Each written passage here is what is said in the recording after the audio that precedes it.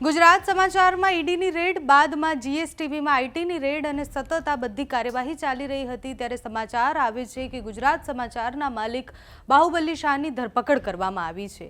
ધરપકડ બાદની કાર્યવાહી પણ શરૂ થઈ છે, પણ પ્રશ્ન એ થાય કે આટલા દિવસથી આ જે કાર્યવાહી થઈ રહી હતી એના પછી હવે શું થવાનું છે। આના પહેલાં ગુજરાત સમાચારનું ટ્વિટર હેન્ડલ છે એ પણ બ્લોક કરી દેવામાં આવ્યું હતું અને એના પછીની રેડ અને યુદ્ધ વિરામ બાદ આ બધું જ થઈ રહ્યું છે। એના ઉપર ઘણા બધા સવાલ થઈ રહ્યા છે।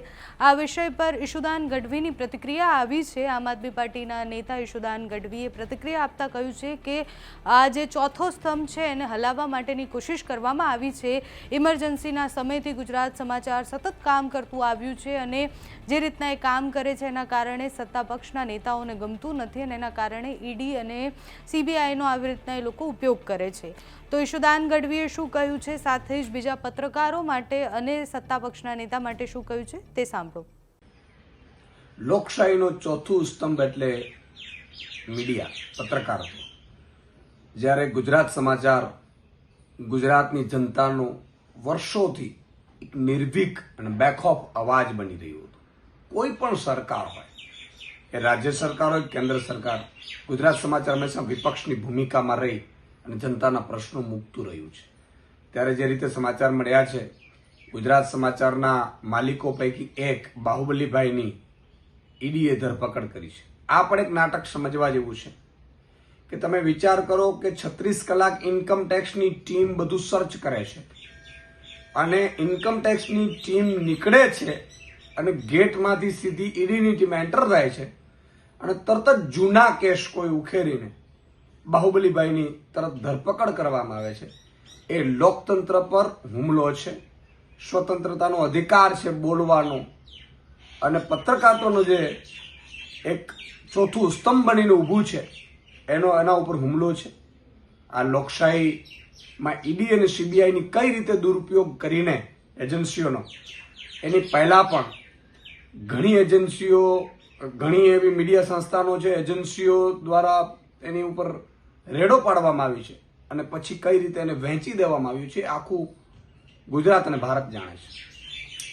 ત્યારે ઇમરજન્સી સમયે પણ ગુજરાત સમાચારના કાર્યાલયોને સળગાવી દેવામાં આવ્યું હતું, ત્યારે પણ આ છાપું જનતાનો અવાજ બનતા સત્ય પીરસતા કોઈ રોકી નથી શક્યું અને વર્ષોથી આ ચાલી આવી રહ્યું છે।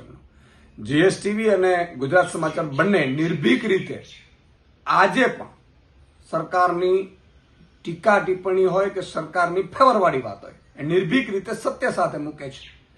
ત્યારે ઈડી અને સીબીઆઈનો દુરુપયોગ કરીને એમને જે રીતે ધરપકડ કરવામાં આવી છે એ લોકશાહી ઉપર, ચોથા સ્તંભ ઉપર અને પત્રકારત્વ ઉપર હુમલો છે। એને સખત શબ્દોમાં વખોડી કાઢીએ છીએ।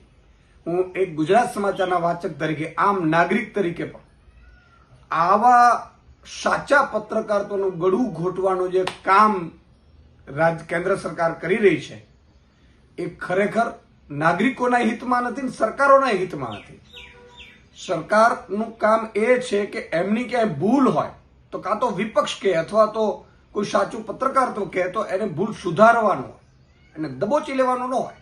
એટલે આ સખત શબ્દોમાં વખોડીએ છીએ। આ હુમલાને લઈને હું વિનંતી કરું છું તમામ ભારતના પત્રકારત્વ, એડિટોરિયલ ગિલ્ડ અને તમામ જે એક્ટિવિસ્ટો છે, તમામ સત્યની અવાજ સાથે લડે છે, સત્ય ઉજાગર કરે છે, એ સૌને મારી વિનંતી છે કે આ ચોથા સ્તંભને લઈને સૌ અવાજ ઉઠાવે અને સરકારની આ કાયરતાપૂર્ણ જે કૃત્ય છે એને વખોડીએ।